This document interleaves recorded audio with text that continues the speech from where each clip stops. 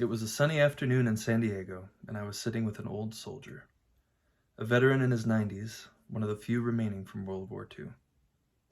He wanted to pass along a powerful lesson that carried him over the course of his long life. It all began as a day of war in the waters of Japan on a small island shaped like a crooked carrot. Barely an adult, he found himself praying to survive that day. He was in the heat of crossfire as he bolted through the middle of the battle zone. Bullets were ripping past him, jungle debris and smoke thick in the atmosphere. Suddenly, a live grenade landed next to him. He tried to roll away from it. A rough shard exploded through his eye, rendering it blind. Hot blood rolled down his face, and he was ordered to retreat back to the ship for medical care. Just like that, his life changed course, and the lesson was ready to begin. A brilliant physician was aboard the ship bound for Pearl Harbor. This talented man was as much a philosopher as he was a doctor, assigning 9 of the soldiers with wounded vision as roommates with 9 other soldiers who were also injured, but totally blind. So this young one-eyed soldier was to be the eye of his blind brother. Day and night for the duration of that journey across the ocean, he helped his comrade eat, drink, bathe, use the bathroom, and dress himself. He recalled how taking care of that man allowed him to see how fortunate he really was. He still had the gift of sight, even more so with the enlightened perspective gained by helping his new friend. Years down the road, this man lost his beloved wife of many years. He was deeply stricken with grief when she died, but the lesson from aboard that ship called him to step forward. He poured himself into volunteering in hospice, allowing altruism to heal his broken heart. He had served there for years, and then when he was diagnosed with a terminal illness, he still chose to remain there as a companion to others who shared his fate. When I first met him, I was working as a resident nurse at an inpatient hospice house. This man would come by every day and sit in the front room by the fireplace. He was always standing by for someone who needed to talk. He had the gift of accepting his injury as his strength, and he could see people's pain, identify with it, and become a true companion. He viewed service as his utmost purpose in life, especially in the presence of difficulty or suffering. As we sat in his room, he told me, "I'll go and volunteer as much as I can until I literally can't, until the day I die." He ended his statement with his motto, "If I ain't giving, I ain't living."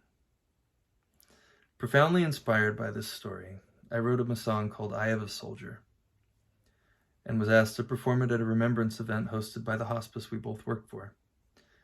That night, for hundreds who themselves lost loved ones, we shared this story of exemplary service, both his song and his recorded interview on the album Star. His song led the way for me and a therapist at the VA to incorporate the songwriting process to serve veterans on hospice and for those who have suffered loss of loved ones. I'm coming up on 5 years with that. His legacy of leadership, compassion, and witness lives on today through this work. Not long after his song was brought into the world, the pandemic of 2020 closed down his access to volunteering, and he calmly passed away shortly after a season of confinement began. He wasn't given, so there wasn't much left to live in. May we all strive to be so passionate, bravely committing to transform our pain into perspective, as he did with that one eye he had left, with clarity of vision that connects right to the heart.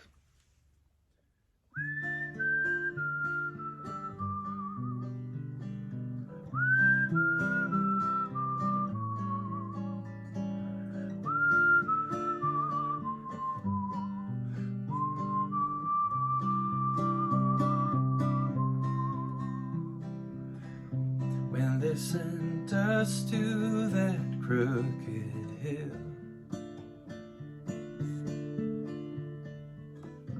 in the days of kill or surely be killed, those grenades had come to steal our joys. Each had lost an eye, us 9 young boys.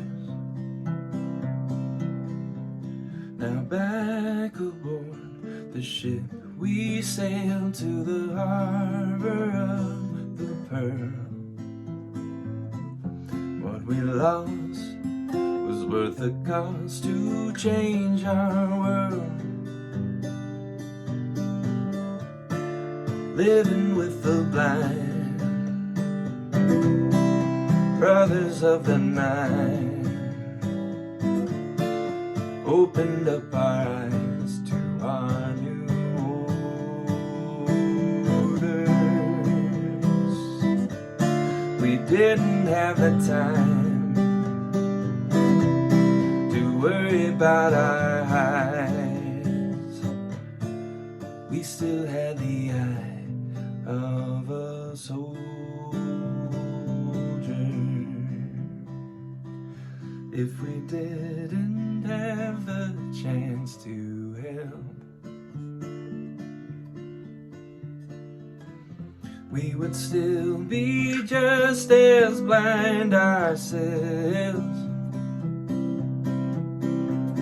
But back aboard the ship we sailed to the harbor of the Pearl.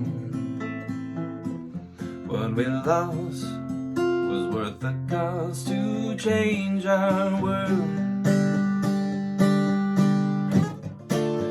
Living with the blind, brothers of the night, opened up our eyes to our new orders. We didn't have the time to worry about our hides. We still had the eye of a soldier.